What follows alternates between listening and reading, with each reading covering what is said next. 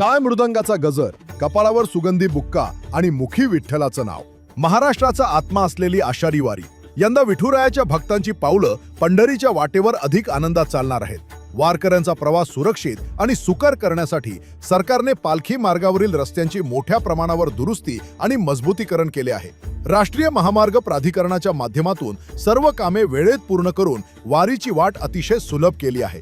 पाऊस असो वा कडक ऊन, लाखो भाविकांना मुक्कामस्थळी सुरक्षित आणि प्रशस्त निवारा मिळावा म्हणून पालखी सोहळ्यांच्या ठिकाणी भव्य जर्मन हँगर तंबू उभारण्यात आले आहेत.